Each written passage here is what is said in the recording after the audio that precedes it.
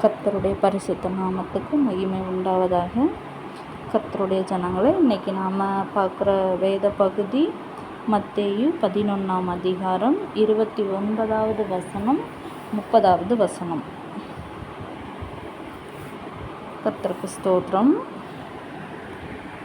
நான் சாந்தமும் மனத்தாழ்மையுமாய் இருக்கிறேன். என் நுகத்தை உங்கள் மேல் ஏற்றுக்கொண்டு என்னிடத்தில் கற்றுக்கொள்ளுங்கள். அப்பொழுது உங்கள் ஆத்துமாக்களுக்கு இளைப்பாறுதல் கிடைக்கும். என் நுகம் மெதுவாயும் என் சுமை லகுவாயும் இருக்கிறது என்றார். அதாவது, என் நுகத்தை உங்கள் மேல் ஏற்றுக்கொண்டு என்னிடத்தில் கற்றுக்கொள்ளுங்கள்னு சொல்கிறாரு. என்னிடத்தில் கற்றுக்கொள்ளுங்கள் அப்படிங்கிறது தான் இன்றைக்கு வேத தியானம். என்னிடத்தில் கற்றுக்கொள்ளுங்கள் அப்படின்னு கர்த்தர் சொல்கிறாரு. அவர்கிட்ட கற்றுக்கிறதுக்கு அப்படின்னா அப்போ வேறு எங்கேயோ கற்றுருக்குறோம்னு அர்த்தம்.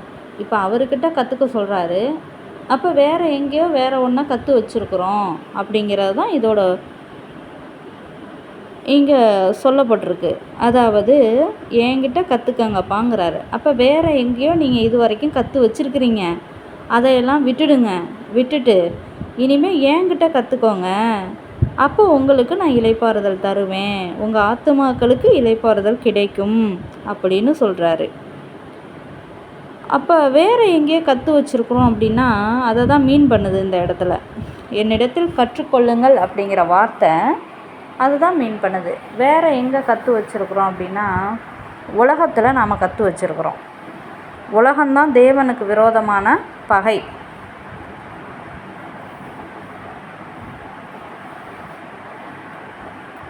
உலகத்தில் ஒருத்தன் சிநேகிதனாக இருந்தால் தேவன்கிட்ட அவனுக்கு பங்கு இல்லைன்னு சொல்லுது வேதம். அப்போ உலகத்தில் நாம் கற்று வச்சுருக்குறோம். என்ன கற்று வச்சுருக்குறோம்? பொய் எப்படி பேசலாம் அப்படின்னு கற்றுருக்குறோம். பொய் பேசி எப்படி பொய்யிலே நீடித்து வாழலாம், பொய் பேச கற்றுருக்குறோம். பொய்யிலே நீடித்து வாழ்கிறது எப்படின்னு கற்றுருக்குறோம். பிறரை எப்படி ஏமாற்றலாம் அப்படின்னு கற்றுருக்குறோம். ஆனால் நம்மளே ஏமாற்றிக்கிட்டு இருக்கோங்கிற விஷயமே தெரியாமல் ஏமாத்துறது எப்படின்னு நல்லா கற்று வச்சுருக்குறோம். உலகத்தை பார்த்து, உலகத்தில் இருக்கிற மனிதர்களை பார்த்து ஒருத்தரை உயர்ந்தவராகவும் ஒருத்தரை தாழ்ந்தவராகவும் எப்படி பார்க்கலாம் அப்படின்னு கற்றுருக்குறோம். ஒரு மனிதர்களுக்கு, அதாவது ஒரு வகையான மனிதர்களுக்கு மரியாதையும் ஒரு வகையான மனிதர்களுக்கு மரியாதையை குறைவாகவும் நாம் எப்படி நடத்தலாம் அப்படிங்கிறத கற்று வச்சுருக்குறோம். இந்த மாதிரி மனிதர்களை எடை போடுறது எப்படி, அதாவது உயர்த்தி தாழ்த்தி பேசுகிறது எப்படி, உயர்வு தாழ்வாக பார்க்குறது எப்படி, அவங்கள எப்படி உயர்வு தாழ்வாக நடத்தலாம், இந்த மாதிரி உலகத்தை பார்த்து நம்ம நிறைய கற்று வச்சுருக்குறோம்.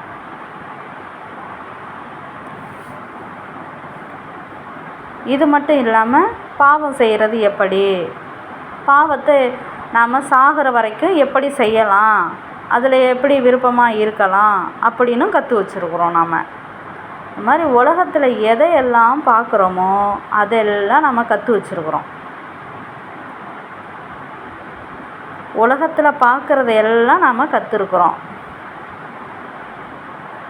அப்போ உலகத்தை பார்த்து நாம் கற்றுக்கொண்டோம் இல்லையா, அது எல்லாம் நமக்கு என்ன வருதுன்னா எண்ணங்களாக வருது. அதுதான் ரிப்பீட் ஆகிட்டே இருக்குது. நமக்கு தொடர்ந்து நம்ம மனசுக்குள்ளே எண்ணங்கள் உதித்து கொண்டே இருக்கிறது, எண்ணங்கள் வந்து கொண்டே இருக்கிறது. இப்போ நம்ம உலகத்தை பார்த்து நிறைய விஷயங்கள் கற்றுக்கிட்டோம் இல்லையா. ஏன்னா பிறந்தப்போ நமக்கு ஒன்றுமே தெரியாது. அதன் பிறகு உலகத்தில் நாம் வளர வளர வளர உலகத்தை பார்த்து நிறைய விஷயங்கள் கற்றுக்கொண்டோம். அப்போ உலகத்தை பார்த்து கற்றுக்கின்றது எதுவுமே உண்மை இல்லை அப்படிங்கிறத தேவன்கிட்ட கற்றுக்கொள்ளும்போது தான் நமக்கு தெரியும். அது வரைக்கும் உலகத்தில் நாம் கற்றுக்கிட்டது தான் உண்மைன்னு நாம் இதுவரைக்கும் நம்பிக்கிட்டு இருப்போம். இது வரைக்கும் நம்பி இருக்கிறோம். அப்படி தான் நாம் இருந்தோம். உலகத்தில் பார்த்தது தான் உண்மைன்னு இது வரைக்கும் நாம் நம்பினோம்.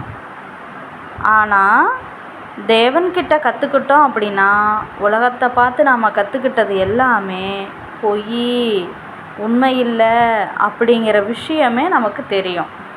அது வரைக்கும் நமக்கு தெரியாது. அப்போ அந்த உலகத்தை பார்த்து எவ்வளோ விஷயங்கள் நாம் கற்றுக்கிட்டோம். அதாவது இங்கே பார்க்குறது எதுவுமே உண்மை இல்லை, பார்க்காம இருக்கிறது மட்டும்தான் உண்மை அப்படிங்கிறது நமக்கு தெரியாது.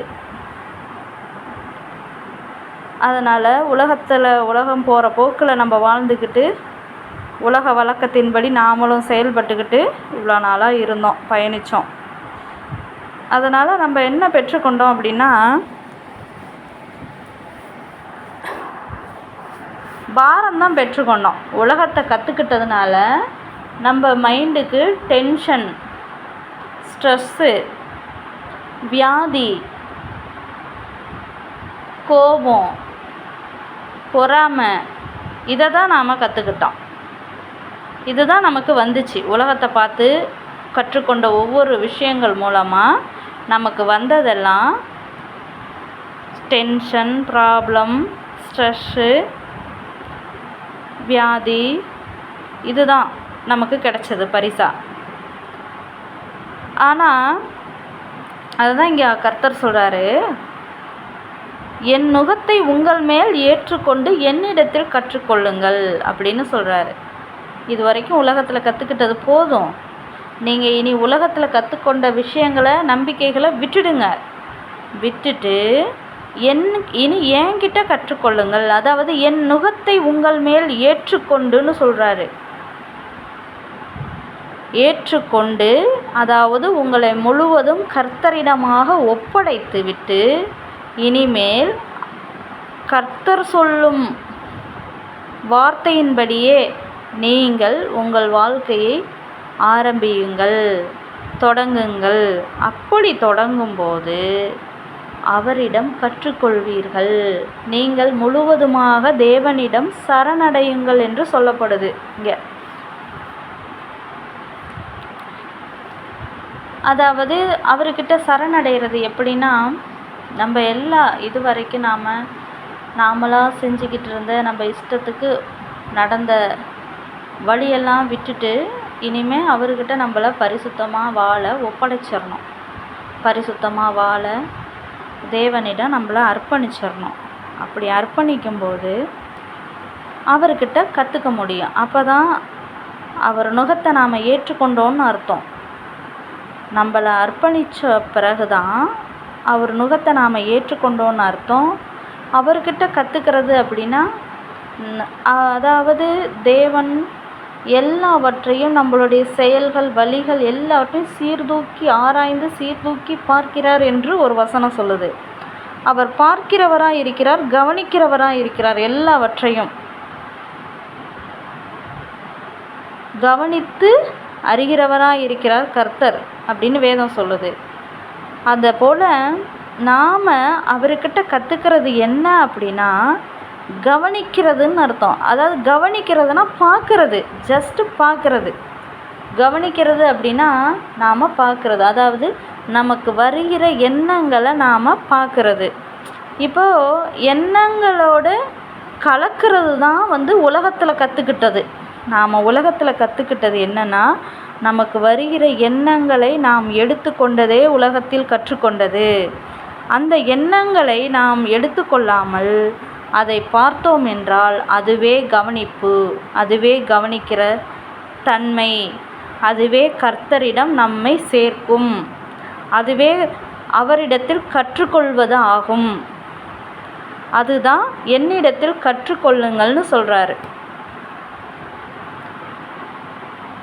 அப்படி கற்றுக்கிட்டோம் அப்படின்னா உலக வழக்கத்தின்படி இனி வாழவே மாட்டோம். உலகத்துக்கு நமக்கும் சம்பந்தமே இல்லை. உலக செயல்களுக்கும் நமக்கும் எந்த சம்பந்தமும் இல்லை. தேவனுடைய பிள்ளைகள் செயல்கள் வேற, உலகத்தின் செயல்கள் வேற. அப்போ தான் தெரிந்து கொள்ளவே முடியும். அதாவது பார்க்கும்போது, தேவனிடமாக கற்றுக்கொள்ளும்போது நாம் தெரிந்து கொள்ள முடியும். இப்போ வந்துட்டு என்ன அப்படி ஒரு உதாரணமாக என்ன சொல்லலாம் அப்படின்னா, இப்போ ஒரு மூவி பார்க்குறோம், அதாவது ஒரு திரைப்படம் பார்க்குறோன்னு வச்சுக்கோங்களேன். அப்போ பார்க்கும்போது நாம் என்ன செய்கிறோம், பார்க்குறவங்களா தான் இருக்கிறோம். இன்னும் அதை இன்னும் பார்க்குறோம் அப்படின்னா, அதாவது இன்னும் அதுக்கான ரியாக்ஷனையே கொடுக்குறோம். அதாவது அதில் ஏதாவது சோக காட்சிகள் பார்க்கும்போது நாம் அழுகுறோம், அல்லது வேறு ஏதோ நம்ம மனசை அதில் ஒன்றிடுச்சு அப்படின்னா நாம் அழுகுறோம். அதை எடுத்துக்கிட்டோம்னா நாம் அழுகுறோம். ஆனால் அது திரைப்படம் தான், ஜஸ்ட்டு ஓடுது, நம்ம பார்க்குறோம். அதிலேருந்து நம்ம பாதிக்கப்படுறதுக்கு எதுவுமே இல்லை, நமக்கு அதிலேருந்து எந்த பாதிப்பும் இல்லை அப்படிங்கிறத ஜஸ்ட்டு பார்த்தோம் அப்படின்னா தெரியும் இது. ஆனால் அதோடு நாம் ஒன்றிட்டோம் அப்படின்னா, நாம் அதோட அந்த திரைப்படத்தோடு நாம் கலந்துட்டோம் அப்படின்னா, அந்த திரைப்படத்தில் வரக்கூடிய காட்சிகளுக்கு, வார்த்தைகளுக்கு, எல்லாவற்றுக்கும் நாம் கலந்துட்டோம் அப்படின்னா அதுக்கான ரியாக்ஷனை நாம் கொடுக்குறோம். அதாவது அழுகிறோம், சிரிக்கிறோம், கோவப்படுறோம், இந்த மாதிரி நாம் அதை நமக்குன்னு எடுத்துக்கிறோம். அப்படி அதே போல் தான் இப்போ நாம் என்ன பண்ணுறோம் அப்படின்னா, நமக்கு வர எண்ணங்களை நாமளே எடுத்துக்கிட்டோம், அது நமக்கானதுன்னு சொல்லி எடுத்துக்கிட்டோம்னா அதுதான் உலகத்தில் கற்றுக்கிட்டது, உலகத்தோட அறிவு. அதை நாம் எடுத்துக்கக்கூடாது, அந்த வழியில் போகக்கூடாது. அதுதான் தேவன் வெறுக்கிறாரு. ஆனால் அந்த நமக்கு வர எண்ணங்களை நாம் எடுத்துக்காமல் ஜஸ்ட்டு நாம் பார்க்குறோம் அப்படின்னா அதனால் நமக்கு எந்த பாதிப்பும் இல்லை. நமக்குள்ளே வர எண்ணங்கள் மூலமாக நமக்கு எந்த பாதிப்பும் வரதில்லை, நமக்கு டென்ஷன் வரதில்லை, ஸ்ட்ரெஸ்ஸு வராது, வேறு எந்த கோபமும் வராது. இப்போ நம்ம எல்லாவற்றையும், நமக்கு வருகிற எண்ணங்கள் எல்லாவற்றையும் பார்க்குறவங்களா மாத்திரம் இருக்கிறோம் அப்படின்னா நமக்கு கோபம் இல்லை, டென்ஷன் இல்லை, எந்த ஸ்ட்ரெஸ்ஸும் இல்லை. மனம் நமக்கு லேசாக இருக்கும். அதுக்கு பேர் தான் கர்த்தரிடத்தில் கற்றுக்கொள்ளுதல்னு அர்த்தம். அதுதான் என்னிடத்தில் கற்றுக்கொள்ளுங்கள், அப்பொழுது உங்கள் ஆத்துமாக்களுக்கு இளைப்பாறுதல் கிடைக்கும், என் நுகம் மெதுவாயும் என் சுமை லெகுவாயும் இருக்கிறது என்றார். அதாவது என்னுடைய நுகத்தை ஏற்றுக்கிட்டீங்க, அது மெதுவாயும் என் சுமை லெகுவாயும் இருக்கிறது. லெகுனா லேசாக, அதாவது நம்ம மனமானது லேசாகும்னு சொல்லப்படுது. லேசாக இருக்கும், அவர்கிட்ட கற்றுக்கிட்டோம் அப்படின்னா லேசாக இருக்கும். அதாவது எல்லா விஷயங்களையும், எல்லா எண்ணங்களையும், நமக்கு வருகிற எல்லா எண்ணங்களையும் நாம் பார்க்கவே மாத்திரம் கற்றுக்கொண்டோம் என்றால் அதுவே நம் மனதிற்கு லேசாக இருக்கும், நம்மை பாதிக்காது, நம்மை துக்கப்படுத்தாது, நம்மை அழ வைக்காது, நமக்கு வேதனை கொடுக்காது. அதுதான் தேவனிடத்தில் கற்றுக்கொள்வது. இதே உலகத்தில் கற்றுக்கொள்வதாக இருந்தால் அந்த எண்ணங்களை நாம் எடுத்துக்கொண்டு அதன் வழியில் போவது, அதுதான் துன்பம் நமக்கு, அதுதான் நமக்கு வேதனை, பல பிரச்சனைகளுக்கு காரணம் அதுதான் அப்படிங்கிறத எங்கள் வேதம் சொல்லுது. அதனால் இனி கர்த்தரிடத்தில் கற்றுக்கொண்டு கர்த்தருக்கு நாம் பிரியமாக வாழ்வோம் என்று தேவனுக்குள் நாம் விசுவாசமாய் இருப்போம் என்று கர்த்தருக்கு ஸ்தோத்திரம் அறிக்கையிட்டு நாம் கர்த்தரோட வழியில் நடக்கணும். பிரியமானவர்களே, கவனிக்கிறதுனா நம்ம எண்ணங்களை நாம் பார்க்குறது மட்டும்தான், அதை எடுத்துக்கிறது இல்லை அப்படிங்கிறது தான் மீனிங். அதுதான் கர்த்தரிடத்தில் கற்றுக்கொள்ளுதல் அப்படிங்கிறதுக்கான பொருள். அப்படி நம்ம பார்க்குறவங்களா இருந்தால் நம்ம மனமானது லேசாக இருக்கும் அப்படின்னு வேதம் சொல்லுது. அதனால் கர்த்தரிடத்தில் கற்றுக்கொண்டு எல்லாரும் தேவனுடைய இரக்கத்தையும் கிருபையும் பெற்று ஆசீர்வாதமாக இருக்க வேண்டும் என்று வேண்டுகிறோம். ஆமேன்.